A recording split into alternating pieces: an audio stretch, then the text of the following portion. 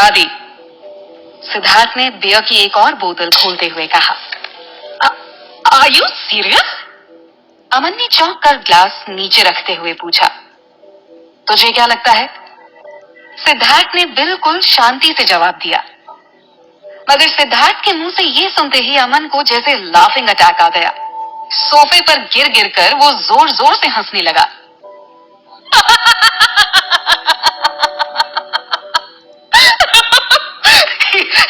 यार सीरियसली, तू उससे सिर्फ इसलिए शादी करने वाला है कि तूने उसके साथ वन नाइट स्टैंड किया। अबे आज की डेट में इतना कौन सोचता है बे? बड़ी मुश्किल से उसने अपनी हंसी पर काबू पाते हुए कहा। सिद्धार्थ ने अपने खाली ग्लास को भरते हुए कहा, तो इसमें गलत ही क्या है? वैसे भी वो अच्छी लड़की है, खूबसूरत है, तो फिर उससे शादी करने में क्या बुराई है? विनय अब तक चुपचाप बस उसकी बातें सुन रहा था। उसने सिद्धार्थ के कंधे पर हाथ रखकर सीरियस होते हुए पूछा, तुझे सच में उससे शादी करनी है? उसकी कोई गलती नहीं थी उस रात। मैंने ही उसे नशे में अंदर खींच लिया था। फिर जो भी हुआ नशे में ही हुआ, मगर गलती तो मेरी भी थी।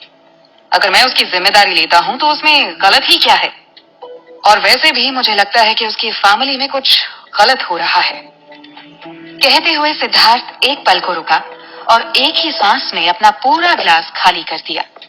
फिर उसने उन दोनों की तरफ देखते हुए बोला, उसने मेरे सामने आफ्टर पिल्स ली थी ताकि मैं बाद में उसे लेकर किसी भी तरह की टेंशन में ना रहूं। वो तो चुपचाप अपने रास्ते चली गई थी, मगर घर जाकर उसे पता चला कि उसकी पूरी प्रॉपर्टी पर उसके अंकल ने कब्जा कर लिया है और उसे उसी के घर से बाहर निकाल दिया गया है। मजबूरी में उसने मुझे शादी के लिए प्रपोजल दिया, एक ऐसे इंसान को जिसे वो जानती तक नहीं। अनन्या के जाने के बाद मुझे भी इस बात से कोई फर्क नहीं पड़ता था कि मैं किससे शादी कर रहा हूं। सो मैंने उसकी बात मान ली। उसने मेरे दिए पैसे भी नहीं लिए थे, सो आई थिंक इतना तो कर ही सकता हूं मैं उसके लिए। सिद्धार्थ की बात सुनकर कमरे में सन्नाटा छा गया था।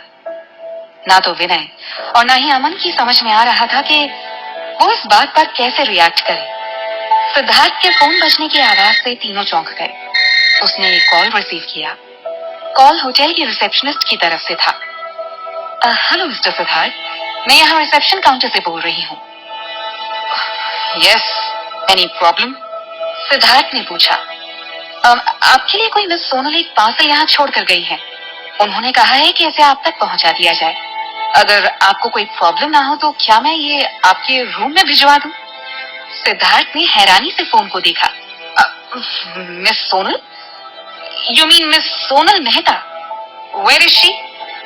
आई एम सॉरी सर, वो तो पार्सल देकर यहाँ से तुरंत ही चली गई थी, रिसेप्शनिस्ट ने जवाब दिया।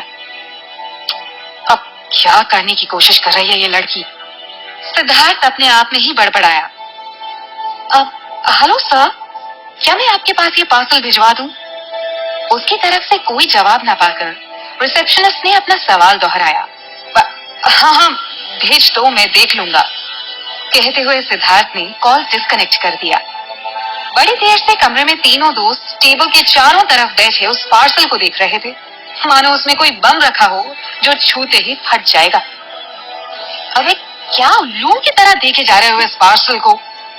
जब तक खोलेंगे नहीं पता कैसे चलेगा क्या छोड़कर गई है वो तेरे लिए? बात तो सही थी, खोलकर तो देखना पड़ेगा। सो आखिरकार सिद्धार्थ ने हिम्मत की और धीरे से उस पेपर बैग को खोला। अंदर एक लंच बॉक्स पड़ा हुआ था। सोनल ने अपने हाथों से बनाकर सिद्धार्थ के लिए लंच भेजा था। बड़ी पुरानी कहावत है, मर्दों के दिल का रास्ता उनके पेट से होकर जाता है। और आज सोनल सिद्धार्थ को मनाने के लिए दादी नानी के जमाने से चली आ रही ट्रिक को ही आजमा रही थी। ये तो लंच भेजा है उसने तेरे लिए। विनय ने उस पूरे बॉक्स को देखते हुए कहा, जिसमें कुल 4 डब्बे थे। खोल कर तो देख क्या बनाया है उसने तेरे लिए। अमन ने एक्साइटेड होते हुए कहा। सिद्धार्थ ने एक एक कर बॉक्सेस को खोलना शुरू किया। सोनल ने हर बॉक्स में अलग डिश रखी थी। सबसे ऊपर वाले बॉक्स में उसने आलू के पराठे और होममेड अचार डाला था। दूसरे बॉक्स में उसने मटर पनीर की सब्जी, तीसरे में मेवे की खीर और चौथे बॉक्स में उसने पुलाव रखा था। उसी बॉक्स में उसने सलाद का इस्तेमाल करते हुए बड़ी ही खूबसूरती से एक टेडी बेयर भी बनाया था। बगल में सलाद की कतरनों का इस्तेमाल करते हुए उसने लिखा था, प्लीज ईट मी। बॉक्स से इतनी अच्छी खुशबू आ रही थी कि तीनों के मुंह में पानी आ रहा था। मगर सबसे आखिर में कुछ और भी था। सोनल ने बॉक्स के साथ जो टिश्यू पेपर रखे थे, उस पर उसने पेंसिल की मदद से कार्टून बनाया था, जिसमें एक लड़का और एक लड़की थे। लड़का एक तरफ अपने हाथ बांधे गुस्से वाले एक्सप्रेशन के साथ खड़ा था। उसके सिर पर बैंडेज लगे थे और लड़की उसके सामने घुटनों के बल बैठी थी। वहीं एक नोट भी लिखा था, प्लीज फॉरगिव मी। अमन ने अपने हाथ मलते हुए कहा, यार ये तो बड़ी क्रिएटिव बंदी निकली। मतलब क्या कमाल का टेस्टी तरीका निकाला है सॉरी बोलने का। मुझसे तो अब और भूख बर्दाश्त नहीं हो रही है। कहते हुए जैसे ही उसने एक बॉक्स उठाया, सिद्धार्थ ने सारे बॉक्सेस झट से अपनी तरफ खींच लिए। विनय और अमन दोनों ने उसकी तरफ कंफ्यूजन से देखा। जवाब में सिद्धार्थ ने अपना गला साफ करते हुए कहा, ये सब मेरे लिए भेजा है उसने, तो इसे सिर्फ मैं खाने वाला हूँ। क्या? दोनों हैरानी से एक साथ चिल्लाए। हाँ? अबे ये तो अभी से उसको लेकर पॉजिटिव हो रहा है। अमन ने चिढ़ते हुए कहा। विनय ने भी मुस्कुराते हुए पूछा, तू तो एकदम भयानक वाला डाइट कॉन्शियस आदमी है, तू कब से ये सब खाने लगा? हाँ? उनकी बात सुनकर सिद्धार्थ को भी थोड़ा अजीब फील हुआ। सच ही तो था। क्या कोई सोच भी सकता था कि बिजनेस टाइकून सिद्धार्थ रॉय कपूर एक सिंपल से होममेड खाने के लिए इतना डेस्परेट हो सकता है?